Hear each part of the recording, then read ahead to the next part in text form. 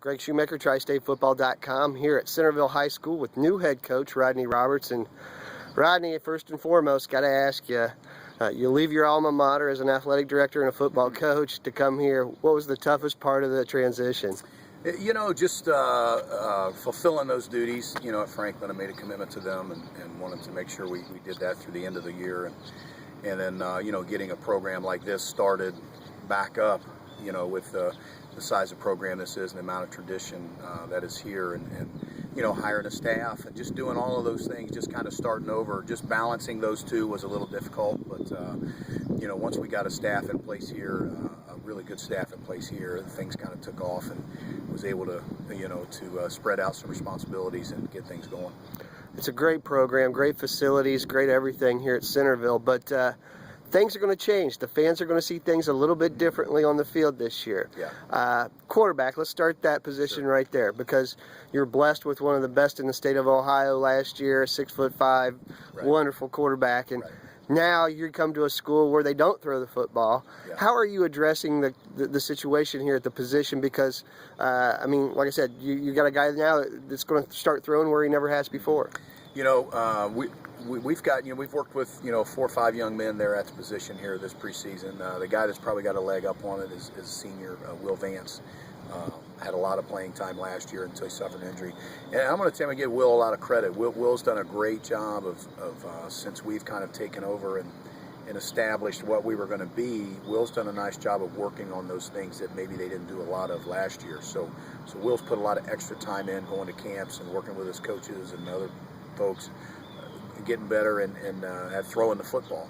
You know, so you know, we're gonna utilize his skill set too. You know, we're gonna run the ball a little bit and run the ball with the quarterback, and we're gonna throw it too. So we're just not gonna try to take those square pegs and drill them into round holes. You know, we're gonna utilize our skill sets and do what we can to put our kids in the best position to be successful.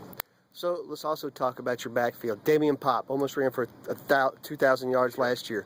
But when I look at your offense, I think you got to be excited about getting him the ball in the passing game, getting him out in the open. I see him getting less yards rushing, but more receiving. Well, we're gonna. Damian is definitely something we're excited. You know, he's a guy we're excited about having back, a 1,700 yard guy. So I'm really looking forward to him getting him the ball a little bit deeper in the backfield in a zone type of scheme, and watching him, because he's got great vision and he's a shifty kind of guy. So I'm looking forward to watching him in a zone scheme, and he will be involved in the pass game as well. You know, he can get out and catch the ball. So we're gonna use, you know, same thing. We're just, you know, we're gonna do what he does best and fit what we do around the pieces that we have.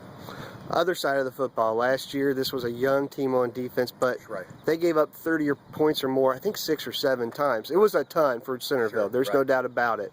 But when you look at this defense, where do you see you can make some really good adjustments and make it a better group? Well, I think the one thing that's going to help our defensive unit out, and they did, Centerville, compared to Centerville standards, they were not up to that. And they know that, and we've talked about it, and we've told them, and the coaching staff's aware of that. And you know, the thing that they've got in their corner is they just have a lot of game time experience coming back, and those that have been around the game for a while know that that's invaluable. I mean, you can never, that experience is something that you can't teach a kid.